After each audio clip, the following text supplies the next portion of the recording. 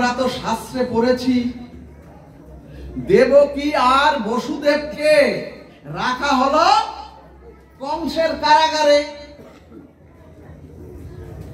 এখানে ভাগবত শাস্ত্র বললেন ওগো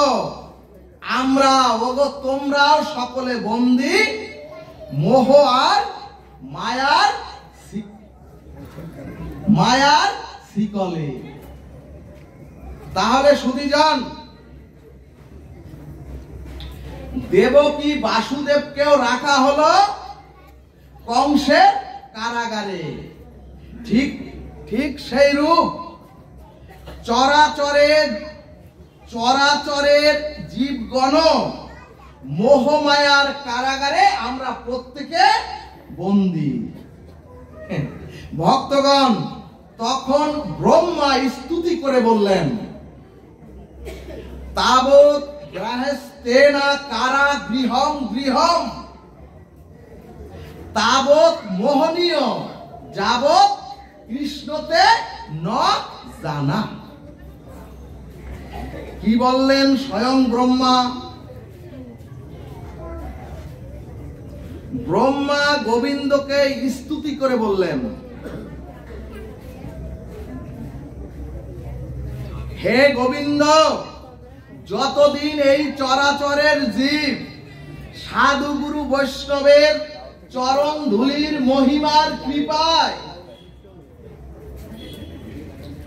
হে গোবিন্দ, যতদিন জীব আপনার চরণে শরণাগতিতে না আসবে, ব্রহ্মা বলছেন হে প্রভু, যতদিন জীব আপনার চরণে ভজনের দ্বারা আত্মসমর্পণ না করবে, ততদিন জীবের জীবনে তিনটি ক্ষতি হবে। ব্রহ্মা বলছেন। তাহলে ব্রহ্মা কি বললেন?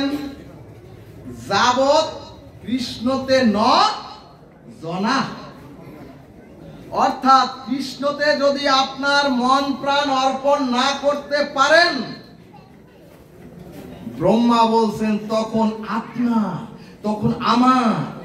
আপনার যে সুন্দর সাজানো সংসার, ওই সংসারটাই হবে একটা কারাগার। জয় নিতাই গৌর হরি বল।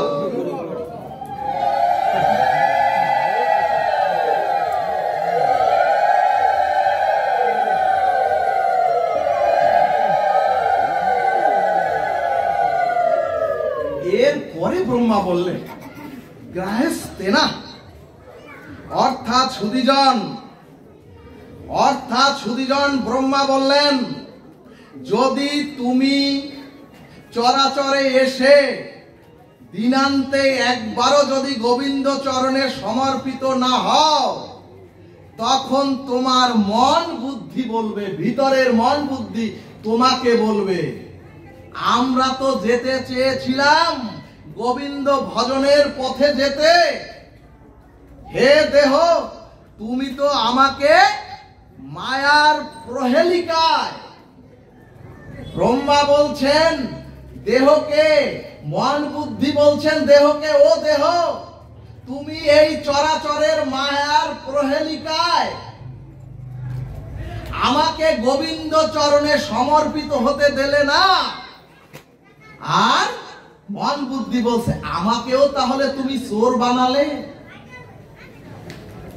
সুধীজন, মনও চোর হয়ে যায় যদি দেহ গোবিন্দ ভজন না করে। হরিবল হরিবল।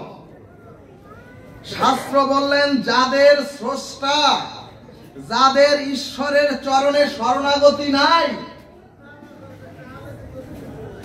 অথবা যাদের ভগবানের চরণে কোনো ভজন নিবেদন নাই, তারা যতই ইঞ্জিনিয়ার, তারাই চরাচরের যত ব্যারিস্টার আর যত বড় ডাক্তার হোক, তাদের চিত্ত শুদ্ধি হতে পারে না। বলো না গো রাধে রাধে। এখন প্রশ্ন আসবে, যারা ভগবত ভজন করেন তাদেরও তো দেখি না ভালো হতে, এর উত্তর কি সুধীজন? অর্থাৎ মালা তিলক নিয়ে ভগবত ভজন করে তারাও তো সমাজে মানুষকে ঠকায় বা মানুষকে ঠকাচ্ছে। এখানে ভাগবত উত্তরে বললেন, ওই ঠকাবার দায় ভারটা ভগবানের নয়, ওই দায় ভারটা কারণ হলো ওই ব্যক্তি নিজে কপট। অর্থাৎ ভাগবতের টিকায় বললেন সে কপট বৈরাগ্য নিয়েছেন, তাই দোষটা ওই ব্যক্তি, ওই দোষটা কোনো ধর্মের নয়। ভাগবত দৃষ্টান্ত দিলেন, দুধ কখনো বলে না ওগো আমার দুধের মধ্যে একটু জল মিশাও। এজন্যই ভাগবত বললেন যিনি দুগ্ধ ব্যবহার করেছেন, যিনি ওই দুগ্ধটা ব্যবহার করেছেন, ওই দুধ স্বার্থবাদীর হচ্ছে দোষ, দুগ্ধের কোনো দোষ নয়। এই কারণেই ভক্তগণ ধর্মের দোষ অথবা মালা তিলকের দোষ দেবেন না। এগুলো ব্যবহার করে যারা স্বার্থ হাসিল করতে চান সমাজে, তাদের দোষ। তাহলে সুধীজন, ইস্তেনা মানে মন চোর, আর সংসারটা হলো কারাগার। আর এরপরে শাস্ত্র বললেন, আর হাতে পায়ে মায়ার বেরি পড়ে। আর সংসার হলো কারাগার, মন হলো, বুদ্ধি হলো চোর, আর আমাদের হাতে পায়ে পড়ে মায়ার বেরি বা শিকল। এখন প্রশ্ন, তাহলে উপায় কি? সুধীজন, তখন বসুদেব আর দেবকী বললেন জগৎ জীবের জন্য, ওগো তোমরা শাস্ত্রে পড়েছো, তোমরা এত শুনেছো, আমরা হচ্ছি কারাগারে বন্দী।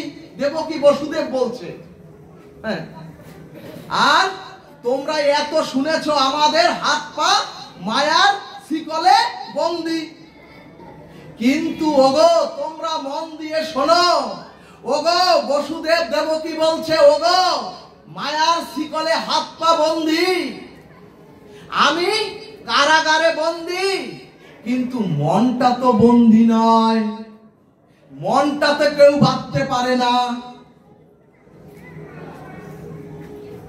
বসুদেব দেবকী বললেন, ওগো ওই কারাগারের মধ্যে আমরা মন দিয়ে গোবিন্দকে ডেকেছি। জয় নিতাই গৌর হরি বল।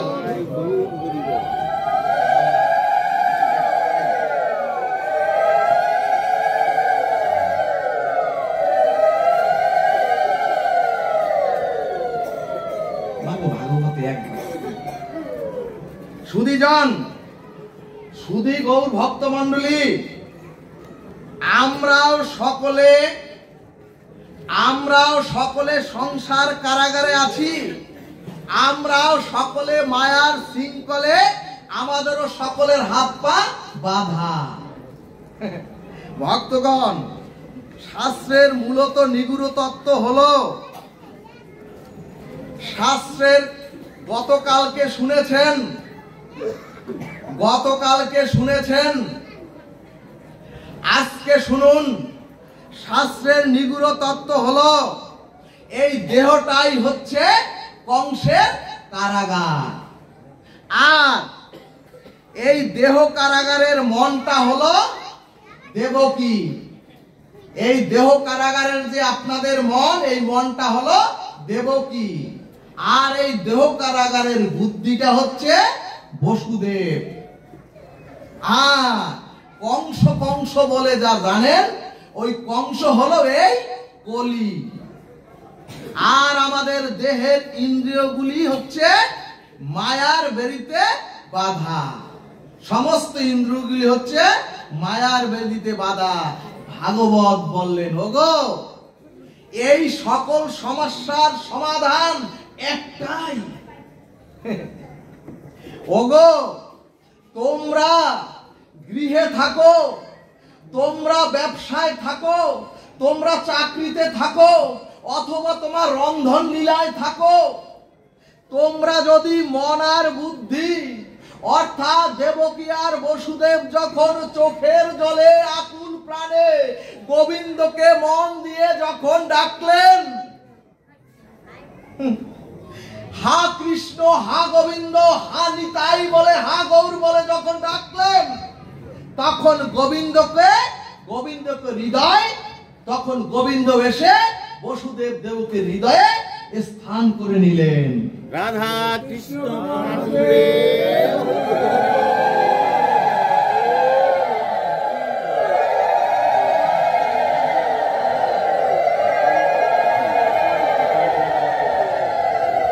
অর্থাৎ সুধীজন, আপনি আমি যখন মন বুদ্ধি দিয়ে হা কৃষ্ণ হা গোবিন্দ হা জয় নিতাই গৌর হরি বল বলে আমরাও যখন ডাকবো, তখন আপনার হৃদয় গোবিন্দ এসে, আপনার হৃদয় গোবিন্দ এসে উদয় হবে। হরি বল। সাথে সাথে কারাগারের অন্ধকার নিঃশেষ হয়ে গেল।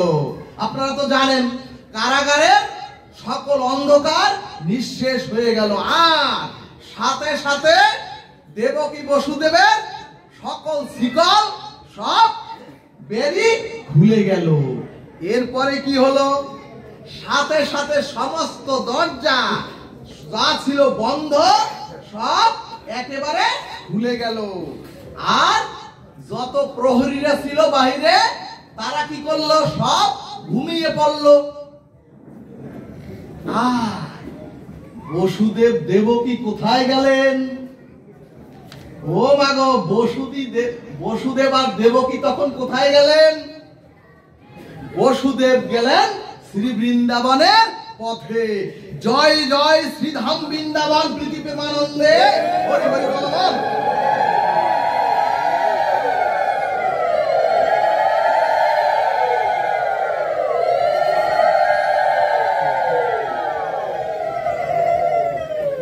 ভগবান এখানে আমাদের কি সংকেত দিলেন শাস্ত্রে? ওগো তোমরা তোমাদের নয়ন জলে তোমরাও যদি মন বুদ্ধি দিয়ে ভগবানকে হৃদয় বৃন্দাবনে তুলে নিতে পারো, এরপরে তোমরা যদি ভগবানকে তোমাদের মাথায় রাখতে পারো, তাহলেই তোমাদের মায়ার শিকল সব বেরি খুলে যাবে, তাহলেই তোমাদের সংসারের সকল অন্ধকার দূরীভূত হয়ে যাবে, আর তোমাদের কাম ক্রোধ লোভ সব ঘুমিয়ে পড়বে, আর তোমরা সকলেই যাবে শ্রী বৃন্দাবন ধাম গোলক বৃন্দাবনে। বলমন রাধা কৃষ্ণ প্রীতি প্রেমানন্দে হরি হরি বল।